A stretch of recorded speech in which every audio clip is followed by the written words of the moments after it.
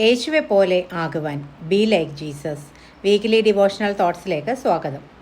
സാധാരണക്കാരുടെ ഇടയിൽ വ്യത്യസ്തമായ ഒരു കൂട്ടം എപ്പോഴും ജനത്തിൻ്റെ ശ്രദ്ധ ആകർഷിക്കുന്നു. അവർക്ക് എന്ത് സംഭവിക്കുന്നു എന്നറിയാൻ എല്ലാവർക്കും ആകാംക്ഷയുണ്ട്. പെന്തക്കോസ്ത് നാളിൽ തുടങ്ങിയ പുതിയ നിയമസഭയെ മറ്റുള്ളവർ ഇതുപോലെ തന്നെയാണ് വീക്ഷിച്ചുകൊണ്ടിരുന്നത്. ദിവസം പ്രതി അനേകർ മാനസാന്തരപ്പെട്ട് സഭയോട് ചേരുന്നതും അവരുടെ കൂട്ടായ്മകളും ഐക്യവും പ്രാർത്ഥനാ ജീവിതവുമൊക്കെ ജനം കണ്ട് ഇവരെ സസൂക്ഷ്മം നിരീക്ഷിച്ചുകൊണ്ടിരിക്കുകയാണ്. അപ്പോസ്തല പ്രവൃത്തികൾ 3-ാം അധ്യായം തുടങ്ങുന്നത് ഒരു സൗഖ്യത്തിൻ്റെ കഥ പറഞ്ഞുകൊണ്ടാണ്. 9-ാം മണിനേരം പ്രാർത്ഥനാ സമയത്ത് പത്രോസും യോഹന്നാനും ദേവാലയത്തിൽ ചെല്ലുന്നു. അവിടെ മുടന്തനായ ഒരു വ്യക്തിയെ സൗഖ്യമാക്കുന്ന സംഭവം നമുക്കിടെ വായിക്കാൻ കഴിയും. പത്രോസും യോഹന്നാനും ഇവർ ഒരുമിച്ച് മീൻ പിടിക്കുന്നവരായിരുന്നു. പിന്നീട് യേശു അവരെ തൻ്റെ ശുശ്രൂഷയിൽ കൂടെ കൂട്ടി. 12 ശിഷ്യന്മാരിൽ 3 പേർ പ്രിയ ശിഷ്യന്മാരായിരുന്നു. ആ കൂട്ടത്തിലും യോഹന്നാനും പത്രോസും ഉണ്ടായിരുന്നു. യേശുവിൻ്റെ പുനരുത്ഥാന ദിവസം ശൂന്യമായ കല്ലറ കാണുവാൻ വേണ്ടി ഇവർ 2 പേരുമാണ് ഒരുമിച്ച് ഓടിയത്. ഇപ്പോൾ ഇതാ ഇവർ 2 പേരും ഒരുമിച്ച് ദേവാലയത്തിലേക്ക് പ്രാർത്ഥിക്കുവാൻ പോകുന്നു.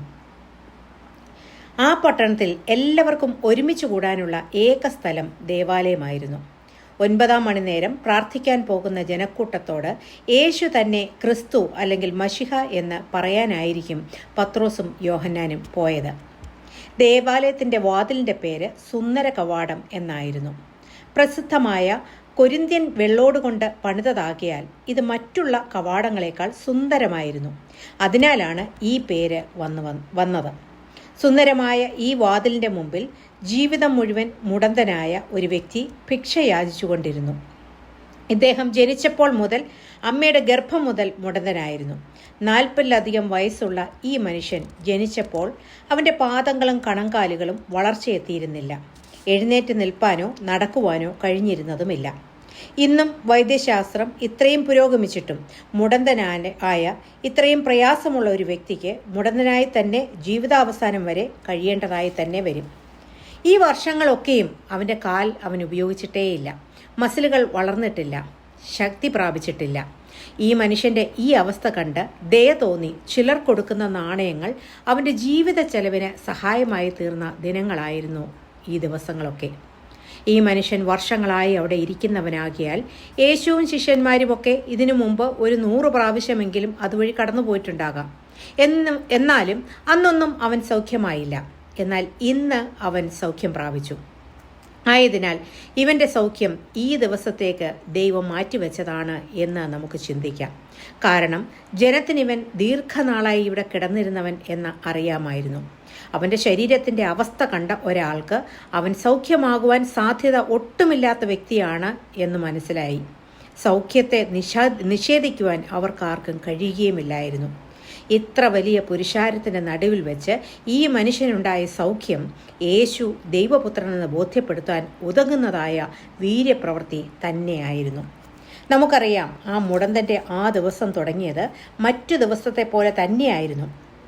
അവനെ അവൻ്റെ യാചക വസ്ത്രം ധരിപ്പിച്ച് അവിടെ കൊണ്ട് ഇരുത്തിയത് അവൻ്റെ തന്നെ ബന്ധുക്കളാകാം. അവൻ്റെ ആരോഗ്യത്തെപ്പറ്റിയോ വസ്ത്രത്തെപ്പറ്റിയോ വിശപ്പിനെപ്പറ്റിയോ കാലിയായ പണസഞ്ചിയെപ്പറ്റിയോ ആരും ചിന്തിച്ചിരുന്നില്ല. മനസ്സ് മടുത്ത് നിരാശനായി അവൻ അന്നും സുന്ദരമെന്ന ഗോപുരവാതുക്കൽ അത്ര സുന്ദരമല്ലാത്ത തൻ്റെ ശരീരവും മനസ്സുമായി ഇരിക്കുകയാണ്. നമ്മുടെ പലരുടെയും ജീവിതത്തിൽ ഇതുപോലെ നാമുമായിരുന്ന അവസ്ഥകളുണ്ടായിട്ടില്ലേ? ഇപ്പോഴും അങ്ങനെയുള്ള അവസ്ഥകളിൽ നാം കടന്നു പോയിക്കൊണ്ടിരിക്കുകയല്ലേ?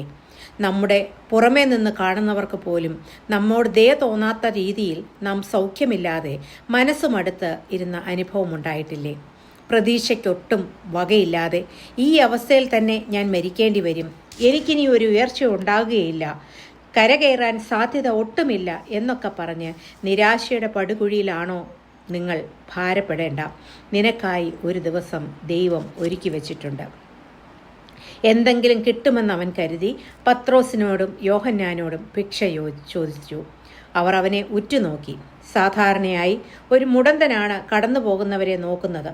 ആരെനിക്ക് പണം തരും എന്ന് നോക്കിക്കൊണ്ടിരിക്കുന്ന വിശ്രമമില്ലാത്ത 2 കണ്ണുകൾ, യാചനയുടെ ശബ്ദം പുറപ്പെടുവിക്കുന്ന അധരങ്ങൾ. പത്രോസും യോഹന്നാനും 2 പേരും ആ വ്യക്തിയെ ഉറ്റുനോക്കി. പത്രോസ് പറഞ്ഞു, വെള്ളിയും പൊന്നും എനിക്കില്ല. പ്രതീക്ഷിച്ച ഒരു സഹായം ചെയ്യാൻ ഈ രണ്ടു പേർക്കും കഴിയില്ല എന്ന സത്യം അവൻ തിരിച്ചറിഞ്ഞു. തന്നെക്കാളും ദരിദ്രന്മാരാണോ ഇവർ? അവനൊരുപക്ഷെ ചിന്തിച്ചിരിക്കാം. എന്നാൽ പത്രോസ് തുടർന്ന് പറയുകയാണ്, എന്നാൽ എനിക്ക് ചിലതുണ്ട്, എനിക്കുള്ളത് ഞാൻ നിനക്ക് തരുന്നു. നസ്രായനായ യേശുക്രിസ്തുവിൻ്റെ നാമത്തിൽ നടക്കുക എന്ന് പറഞ്ഞ് അവനെ വലം കൈക്ക് പിടിച്ച് എഴുന്നേൽപ്പിച്ചു. മുടന്തൻ സൗഖ്യം പ്രതീക്ഷിച്ചിരുന്നതേയില്ല. അവൻ്റെ ആഗ്രഹവും ആവശ്യവും പണം മാത്രമായിരുന്നു. നടക്കുക എന്ന ശബ്ദം അവന് അപരിചിതമായിരുന്നു. പണമോ തന്നില്ല, ഇനി നടക്കുക എന്ന് പറഞ്ഞ് ഇവർ തന്നെ പരിഹസിക്കുകയാണോ എന്നവൻ ചിന്തിച്ചു.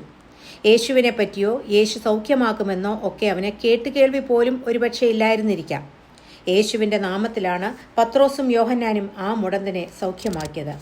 ഇവിടെ വെള്ളിയേക്കാൾ പൊന്നിനേക്കാൾ വിലയേറിയ ഒരു സൗഖ്യമാണ് മുടന്തൻ അനുഭവിച്ചത്. നടക്കുക എന്ന് പറഞ്ഞിട്ട് അവൻ അനങ്ങാതിരുന്നിരിക്കാം. അപ്പോൾ പത്രോസ് വലം കൈക്ക് പിടിച്ച് അവനെ എഴുന്നേൽപ്പിച്ചു.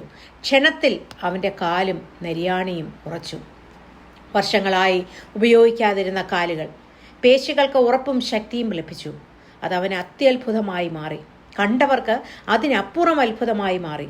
ആർക്കും നിഷേധിക്കാൻ പറ്റാത്ത ഒരു അത്ഭുതം. അവൻ കുതിച്ചെഴുന്നേറ്റ് നടന്നു. ഇതുവരെ ദേവാലയ വാതുക്കൽ ഇരുന്നവൻ ഇതാ ഇന്ന് തുള്ളിച്ചാടി ദേവാലയത്തിൻ്റെ ഉള്ളിൽ കടന്നു.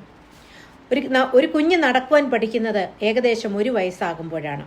അതുവരെ അവൻ കിടക്കുന്നു, കമിഴ്ന്നു കിടക്കുന്നു, ഇരിക്കുന്നു, പിടിച്ചെഴുന്നേൽക്കുന്നു, പിടിച്ചു നടക്കുന്നു, പിന്നെ സ്വയം നടക്കുന്നു. ഇതിന് മാസങ്ങൾ, വർഷങ്ങൾ എടുക്കുന്നു. നമുക്കറിയാം, ഓപ്പറേഷൻ കഴിഞ്ഞ് 3 മാസം പ്ലാസ്റ്റർ ഇട്ട കാലുകൾ പൂർവ്വസ്ഥിതിയിലെത്തുവാൻ മാസങ്ങളോളം ഫിസിയോതെറാപ്പി ചെയ്യേണ്ടി വരും.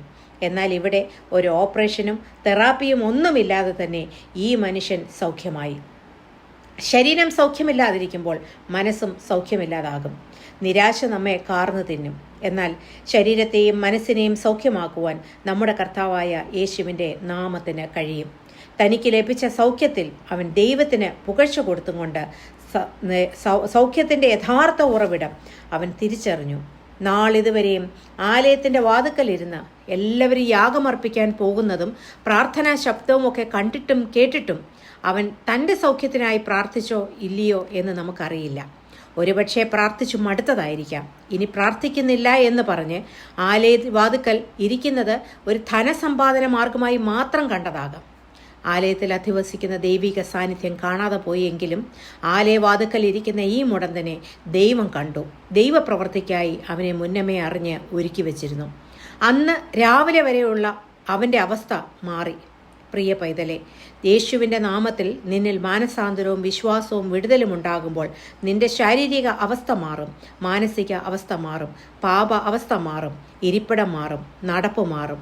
വാതുക്കൽ ഇരുന്നവനിതാ ആലയത്തിനകത്തേക്ക് കയറാൻ ഇടയായി.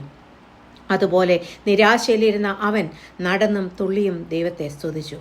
ഇന്നും ദൈവത്തിന് പ്രവർത്തിപ്പാൻ കഴിയും. യേശുവിൻ്റെ നാമത്തിൽ സൗഖ്യമുണ്ടാകും, വിടുതലുണ്ടാകും എന്നോർപ്പിച്ചുകൊണ്ട് ഈ ധ്യാനചിന്ത ഇവിടെ അവസാനിപ്പിക്കുന്നു. God bless you all.